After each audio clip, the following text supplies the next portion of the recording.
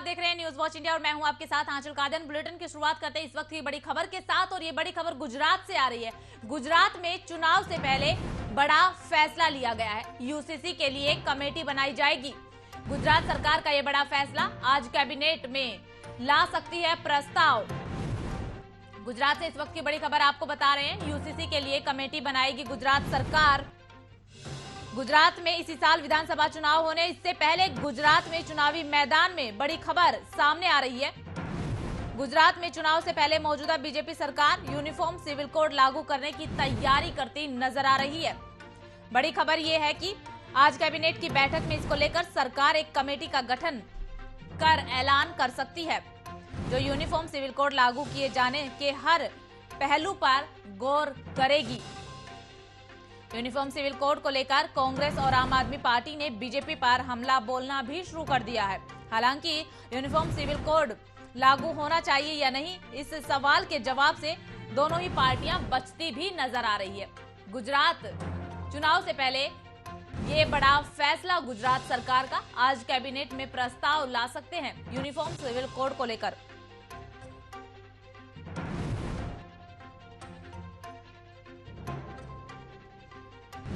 आपको बता देते हैं कि गुजरात में इसी साल विधानसभा चुनाव होने और चुनाव से पहले ये फैसला बहुत ही महत्वपूर्ण हो जाता है। साथ ही आपको ये भी बता देते हैं कि यूनिफॉर्म सिविल कोड का मतलब क्या है। दरअसल यूनिफॉर्म सिविल कोड का मतलब अलग अलग धर्म, ग्रंथों और रीति रिवाजों पर आधारित पर्सनल लॉ की जगह देश में हर एक नागरिक पर लागू होने वाला एक समान नागरिक संहिता कानून है। अगर आम भाषा में इस लॉ को समझे तो यूनिफॉर्म सिविल कोड का सीधा साधा मतलब है कि देश के हर नागरिक के लिए एक समान कानून हो, वो फिर भले ही किसी भी धर्म या जाति से संबंधित क्यों ना हो। बता दें कि देश की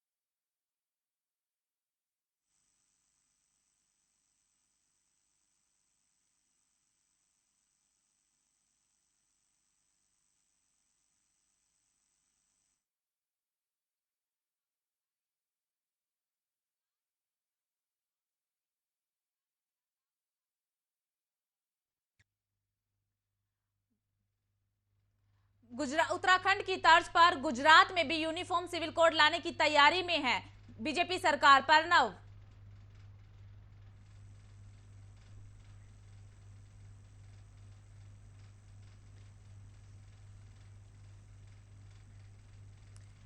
इस वक्त की बड़ी खबर हम आपको बता रहे हैं। गुजरात में चुनाव से पहले मौजूदा बीजेपी सरकार यूनिफॉर्म सिविल कोड लागू करने की तैयारी कर रही है। बड़ी खबर यह है कि आज कैबिनेट की बैठक में इसको लेकर सरकार एक कमेटी के गठन का ऐलान कर सकती है। प्रणव, क्या आप तक हमारी आवाज पहुंच पा रही है? जी। उत्तराखंड की तर्ज पर गुजरात में भी यूसीसी लागू करने की तैयारी बीजेपी कर रही है। जी मैम, आपको मैं बता दूं कि जिस प्रकार से विधानसभा चुनाव आ रहा है, विधानसभा चुनाव की जो डेट है अभी डिक्लेयर होने जा रही है थोड़े ही दिनों के बाद। तो मैं आपको बता दूं कि गुजरात सरकार की जो लास्ट कैबिनेट बैठक है आज होने वाली है और आज कैबिनेट में एक सबसे बड़ा एक प्रस्ताव रखने वाले हैं। उत्तराखंड की तरह गुजरात में गुजरात सरकार भी बना सकती है कमेटी। दूसरी बात बता दूं कि सामान्य नागरिकता कायदा तौर पर सभी नागरिकों को एक समान अधिकार मिले, इस प्रकार का कायदा व्यवस्था किया जाएगा जी। और आज जो जी हमेशा देखा जाता है कि बीजेपी जब भी कोई नया एक्सपेरिमेंट करती है वो हमेशा गुजरात में ही करती है और उसके बाद पूरे देश में वो लागू होता है। और ऐसे में अब यूनिफॉर्म सिविल कोड को लेकर भी गुजरात में सबसे पहले बीजेपी एक्सपेरिमेंट करने वाली है। जी जी जी, मैं आपको बता दूं कि जिस तरह के जो भी कायदा व्यवस्था लेके जाती है, गुजरात से लेके जाती है और पब्लिक में एक पॉजिटिविटी एनर्जी लाने के लिए बीजेपी हर एक प्रकार के जो मुस्तम्बा है वो आजमाती रहती है। और आज जो हमारे गुजरात सरकार के गृह मंत्री है और केंद्रीय जो परसोत्तम रूपाला जी है, जो कैबिनेट के बाद ये जो प्रस्ताव है उनका ऐलान करेंगे। प्रणव, इस सुगबुगाहट को लेकर जो यूसीसी की सुगबुगाहट गुजरात चुनाव से पहले अचानक देखने को मिली, सुगबुगाहट को लेकर कोई प्रतिक्रिया सामने आई है? जी हाँ, इस प्रकार की कोई प्रतिक्रिया सामने अभी तक नहीं आई है, लेकिन गुजरात सरकार की ओर से उन्होंने बता दिया है कि इस प्रकार का जो सिविल कोड जो है उनके बारे में प्रस्ताव हम लोग कैबिनेट के बाद उनका ऐलान करेंगे। प्रणव, जिस तरीके से अभी हाल ही में कुछ दिनों पहले दिल्ली के सीएम अरविंद केजरीवाल ने बयान दिया कि नोटों पर मां लक्ष्मी और गणेश की फोटो होनी चाहिए, उसके बाद अब यूसीसी का लेकर आना, बीजेपी की तरफ से यूसीसी लागू करने को लेकर ये सुगबुगाहट सामने आना, ऐसे में कहीं ना कहीं ये नहीं लग रहा कि गुजरात में चुनाव से पहले हिंदू पॉलिटिक्स नजर आ रही हो? 100% आपने जो बताया, जिस तरह से अरविंद केजरीवाल आकर प्रणव, आप हमारे साथ बने रहिएगा, इस पे मैं जवाब लूंगी। इसी खबर पर बातचीत के लिए हमारे साथ कांग्रेस प्रवक्ता शान खान जुड़ गए। सर, आपका बहुत बहुत स्वागत है न्यूज वॉच इंडिया पर। जी धन्यवाद। सर, जिस तरीके से ये आज बीजेपी ने यूसीसी को लेकर ये सुगबुगाहट गुजरात में चुनाव से पहले देखने को मिली, इसे लेकर आप क्या कुछ कहना चाहेंगे? किस तरीके से देखते हैं इसे आप? इससे स्पष्ट होता है कि भाजपा ने गुजरात में अपना पराजय स्वीकार कर लिया है। जब केंद्र सरकार ने स्वयं सर्वोच्च न्यायालय को यह बताया है कि अभी सामान्य नागरिक संहिता पे कोई विचार केंद्र सरकार नहीं कर रही है, ऐसे में गुजरात में चुनाव के पहले ऐसी गतिविधियां करना यह स्पष्ट करता है कि भाजपा घबराई हुई है और उन्होंने गुजरात में अपनी हार को स्वीकार कर लिया। इसके लिए एन केन प्रकार से गुजरात के शिक्षा, स्वास्थ्य, रोजगार और अन्य मुद्दों पर लोगों का ध्यान न जाए, इसके लिए ऐसे विवादित मुद्दे को छेड़कर वोटों का ध्रुवीकरण करके चुनाव जीतने का प्रयास कर रही है भाजपा। किंतु मैं ये कहना चाहता हूं आपके माध्यम से भाजपा को कि अब इनके ऐसे कोई भी प्रयास काम नहीं आने वाले। गुजरात में इनके भूपेंद्र पटेल की विदाई गाजे बाजे के साथ गुजरात की जनता करने के मन बना चुकी है। तो सर, मैं सीधा से सवाल आपसे ये करना चाहती हूँ, क्या जो अगर यूसीसी लागू होता है आप इसका समर्थन करते हैं या नहीं करते हैं? देखिए, अभी यदि सामान्य नागरिक संहिता आती है तो उस पर उसको लेकर हमारी पार्टी ने अभी कोई रुख स्पष्ट नहीं किया है और पहले सरकार मसौदा तैयार करे, विपक्ष से बात करे, मसौदे में क्या है, प्रस्ताव में क्या है, उसको पढ़े बिना, उसको जाने बिना मैं कैसे कह दूं कि मैं समर्थन करता हूं या विरोध करता हूं। किंतु भाजपा के ही बातों में कितने विरोधाभास है। ये सर्वोच्च न्यायालय में कहते हैं कि इनका कोई विचार नहीं है अभी सामान्य नागरिक संहिता पर, और फिर बाद में ये सामान्य नागरिक संहिता का राग छेड़ते हैं। तो इससे स्पष्ट रूप से ये दिखाई पड़ता है कि ये पूरे चुनाव को सांप्रदायिक बनाकर ध्रुवीकरण करके चुनाव जीतना चाहते हैं। मोदी जी का विकास का पूरा मुद्दा, एजेंडा विफल हो चुका है, बौखला गए हैं, घबरा चुके हैं और भारत जोड़ो यात्रा से जो भाजपा में खलबली मची है, जो भारत जोड़ो यात्रा की लोकप्रियता देख रहे हैं मोदी जी, उनकी नींद हराम हो गई है, रात को उनको नींद नहीं आ रही है। इसीलिए ऐसे मुद्दे उछाल रहे हैं जिससे देश में एक विवाद की स्थिति हो, एक टकराव की स्थिति हो। सर, मैं आपसे जानना चाहूंगी, जिस तरीके से आपने कहा कि बीजेपी की नींद उड़ गई है, लेकिन इस बार तो आम आदमी पार्टी भी काफी सक्रिय गुजरात में नजर आ रही है और अभी हाल ही में केजरीवाल जी की तरफ से बयान भी सामने आया था कि नोटों पर गणेश जी और लक्ष्मी जी की फोटो होनी चाहिए। इसे आप किस तरीके से देखते हैं? अरे ये केजरीवाल जी पहले स्वास्थ्य और शिक्षा की बात करते थे, ये कहते थे हम जाति, धर्म, की राजनीति नहीं करेंगे। आज ये भी जाति धर्म की राजनीति पर आ गए, ये भी सांप्रदायिक कार्ड खेल रहे हैं। नोटों पर किसकी तस्वीर हो ना हो ये सरकार तय करती है, और सरकार को लगता है कि अर्थव्यवस्था सुधर सकती है तो किसी की भी तस्वीर लगा दे, कोई समस्या नहीं। नोटबंदी करने से पहले मोदी जी ने किसी से पूछा था तो नोट पे किसी फोटो छापना है छाप दे, उससे क्या फर्क पड़ने वाला है। ये सब चर्चाएं जानबूझकर गुजरात के चुनाव में भाजपा बुरी तरीके से हार रही है और कांग्रेस का विजय हो रहा है। इसके लिए आम आदमी पार्टी को भी गुजरात भाजपा ने भेजा है ताकि सत्ता विरोधी वोटों का बंटवारा करे आम आदमी पार्टी और भाजपा पुनः चुनाव जीते। किंतु ये ए टीम और बी टीम, भाजपा और आम आदमी पार्टी दोनों मिलकर भी गुजरात बचा नहीं पाएंगे। गुजरात में भूपेंद्र पटेल सरकार का सुपड़ा साफ होना बिल्कुल निश्चित है। जी बहुत बहुत शुक्रिया शान जी हमारे साथ बातचीत के लिए। तो जिस तरीके से शान खान की तरफ से बयान सामने आया, यानी कि कांग्रेस की तरफ से प्रतिक्रिया सामने आई है कि गुजरात में बीजेपी को हार का डर सता रहा है, ऐसे में ये फैसला गुजरात सरकार की तरफ से लिया गया। प्रणव क्या कुछ कहना चाहेंगे, कांग्रेस की प्रतिक्रिया सामने आई है? शाहनवाज जी ने बताया कि कांग्रेस ये जो आम आदमी पार्टी और ईबी पार्टी है बीजेपी, हाँ। वो ऐसा लग ही नहीं रहा है क्योंकि अरविंद केजरीवाल लगातार बीजेपी को टक्कर दे रहे हैं। हाँ। कांग्रेस कहीं ना कहीं दिखाई नहीं दे रही है। तो और इस चुनाव में सिर्फ और सिर्फ दो लोगों का चुनाव दिखता हुआ नजर आ रहा है, आम आदमी पार्टी और बीजेपी का। आप बने रहिएगा हमारे साथ। इस बीच एक और बड़ी खबर सामने आ रही है, गुजरात चुनाव को लेकर ये बड़ी खबर सामने आ रही है। 1 या फिर 2 नवंबर को चुनाव की तारीखों का ऐलान संभव है। 2 चरणों में हो सकता है चुनाव। सूत्रों के हवाले से इस वक्त की बड़ी खबर हम आपको बता रहे हैं।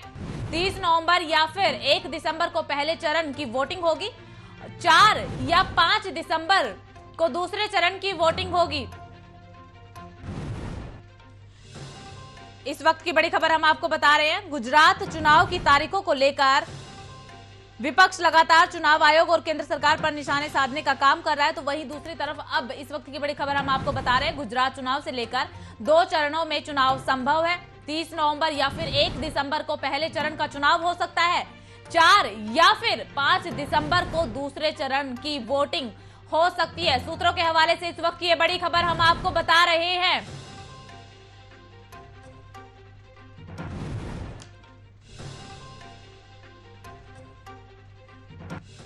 प्रणव, तारीखों का ऐलान भी जल्द हो सकता है। 4 या फिर 5 दिसंबर को दूसरे चरण की वोटिंग हो सकती है, 30 नवंबर या फिर 1 दिसंबर को पहले चरण की वोटिंग हो सकती है। सूत्रों के हवाले से बड़ी खबर सामने आ रही है। जी मैंने पहले भी आपको बताया था, क्योंकि प्रधानमंत्री नरेंद्र मोदी जी का 3 दिन का गुजरात दौरा है और गुजरात दौरे में काफी सारी जो परियोजनाओं का वो शिलान्यास करेंगे, उद्घाटन करेंगे। उनके बाद मैंने जिक्र भी किया था कि प्रधानमंत्री जब गुजरात दौरे के बाद जाएंगे तुरंत ही जो चुनाव का जो डेट है वो डिक्लेरेशन किया जाएगा और 2 चरणों में जो गुजरात चुनाव का जो 2 चरणों में चुनाव किया जाएगा। प्रणव, मैं आपसे जानना चाहूंगी, जिस तरीके से ये यूसीसी को लेकर कई लोगों के जहन में ना सवाल उठ रहे हैं। अगर यूसीसी लागू होता है तो कहीं ना कहीं अल्पसंख्यक का अधिकार छीन सकता है। आप हमें बताइए, क्या सच में अगर यूसीसी लागू होता है क्या अल्पसंख्यक का अधिकार छीन सकता है या फिर नहीं? देखो, जिस प्रकार से अल्पसंख्यक जो है वो लगातार बीजेपी को टारगेट करते हुए नजर आ रहे हैं और इस प्रकार का जो कोई भी ऐलान होता है तो उन लोगों में काफी दुख का माहौल पैदा हो सकता है। इसके बारे में वो विरोधाभासी भी हो सकते हैं। प्रणव, जिस तरीके से चुनाव से पहले, विधानसभा चुनाव से पहले बीजेपी ने दाव खेला, ये बहुत बड़ा दाव लग रहा है और ये एक ऐसा दाव है जो ना तो निगला जा रहा है और ना ही उगला जा रहा है। विपक्ष की हवा तो इसके बाद लगता है कि टाइट ही हो गई है। विपक्ष ना तो कुछ प्रतिक्रिया खुलकर सामने दे पा रहा है, ना समर्थन कर पा रहा है और ना ही असमर्थ है। देखिए, मैं आपको बता दूं कि जिस प्रकार से अभी आम आदमी पार्टी लगातार गुजरात दौरे कर रहे हैं, गुजरात में कहीं ना कहीं कोई बहुत सारे जो कार्ड है उनको खेलते आ रही है, जो फ्री वाले कार्ड्स है वो गुजरात की जनता को दे रहे हैं। लगातार वो गुजरात की जनता में पॉजिटिव एनर्जी डालने के लिए लगातार अरविंद केजरीवाल बोल रहे हैं हम आपको ये सुविधा दे देंगे, आपको वो सुविधा दे देंगे। लेकिन कहीं ना कहीं बीजेपी का जो विकास कार्य है गुजरात में काफी बड़ा है और लगातार प्रधानमंत्री नरेंद्र मोदी और अमित शाह जी है और गुजरात की जो मौजूदा सरकार है, जो भूपेंद्र पटेल उनके द्वारा जो विकास कार्य किया गया है, बहुत सारा विकास कार्य बीजेपी की ओर से गुजरात में लगातार हो रहे हैं। और अभी लास्ट प्रधानमंत्री नरेंद्र मोदी जो 30 तारीख से लगातार यहाँ पे 3 दिन के दौरे पर है, वहां पर भी गुजरात के काफी सारे विकास कार्यों का उद्घाटन किया जाएगा, शिलान्यास किया जाएगा। तो कहीं ना कहीं जो बीजेपी की ये जो विकास यात्रा को लेकर जो जनता है, जनता में बीजेपी की ओर से काफी पॉजिटिविटी जनता के बीच में है। और दूसरी जो पार्टियां यहाँ पे आकर बड़ा बड़ा ऐलान करती है, वो कहीं ना कहीं होती हुई नजर आ रही है, वो दिखाई दे रहा है। जी प्रणव, बहुत बहुत शुक्रिया आपका तमाम अपडेट के लिए। तो ये गुजरात से हम आपको बड़ी खबर बता रहे थे, जिसमें अब गुजरात विधानसभा चुनाव से पहले बीजेपी बड़ी तैयारी में नजर आ रही है।